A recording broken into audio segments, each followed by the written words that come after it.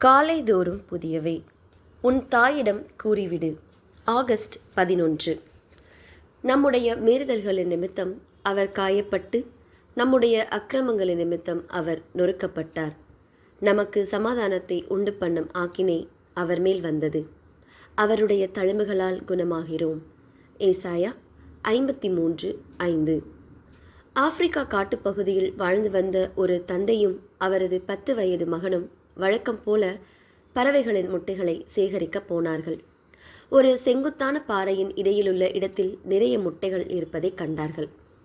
தாங்கள் கொண்டு வந்திருந்த கயிற்றை ஒரு பாறையின் முகட்டில் கட்டி அக்கயிறு வழியே இருவரும் கீழே இறங்கினார்கள். அதிக முட்டைகளை கண்டு மகிழ்ச்சியடைந்தனர். அதை ஆர்வத்தோடு சேகரித்து மீண்டும் கயிற்றை பிடித்து கொண்டு மகனும் தந்தையும் ஏறத் தொடங்கினார்கள். பாதி தூரம் ஏறினதும் மகன், அப்பா, கயிறு தொய்ந்து போய் இருக்கிறது, அறுந்துவிடும் போல் இருக்கிறது என்று பயத்தோடு நடுங்கிய குரலில் சொன்னான். தந்தை நிமிர்ந்து பார்த்தார். ஆம், பாறையில் கயிறு உராய்ந்து உராய்ந்து கிட்டத்தட்ட பாதிக்கு மேல் தேய்ந்து விட்டது. இன்னும் பாதி தூரம் மேலே செல்ல வேண்டும். கீழே பார்த்தார். ஆபத்தான பள்ளம். இருவரும் ஆபத்தான நிலையில் இருப்பதைக் கண்டு தொடர்ந்து ஏறினால் விரைவில் கயிறு அறுந்துவிடும் என்பதை உணர்ந்தார். கயிறு அறுந்துவிட்டால் என் அருமை மகன் என்ன ஆவான் என்று தந்தையின் உள்ளம் நடுங்கியது. உடனே, மகனே, கயிறு தேய்ந்து விட்டது. இனி இருவரும் ஏறவும் முடியாது, இறங்கவும் முடியாது. நான் என் பிடியை விட்டு விடுகிறேன்.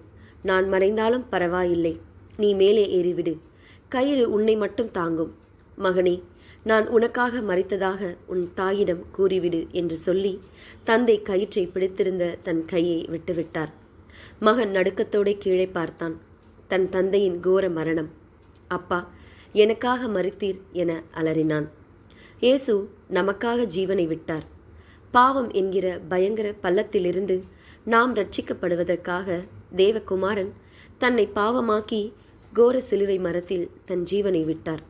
தேவன் தம்முடைய ஒரே பேரான குமாரனை விசுவாசிக்கிறவன் எவனோ அவன் கெட்டு போகாமல் நித்திய ஜீவனை அடையும் படிக்கு அவரை தந்தருளி இவ்வளவாய் உலகத்தில் அன்பு கூர்ந்தார்.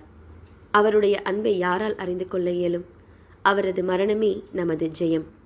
அவரது உயிர்த்தெழுதலே நமது ஜீவன். அன்றியும் நாம் பலனற்றவர்களாய் இருக்கும்போதே குறித்த காலத்தில் கிறிஸ்து அக்கிரமக்காரருக்காக மரித்தார். நீதிமானுக்காக ஒருவன் மரிக்கிறது அரிது. நல்லவனுக்காக ஒருவேளை ஒருவன் மரிக்க துணிவான். நாம் பாவிகளாய் இருக்கையில் கிறிஸ்து நமக்காக மரித்ததினாலே தேவன் நம்மேல் வைத்த தமது அன்பை விளங்க பண்ணுகிறார். ரோமர் 5:6-8 வரை. ஜெபம்.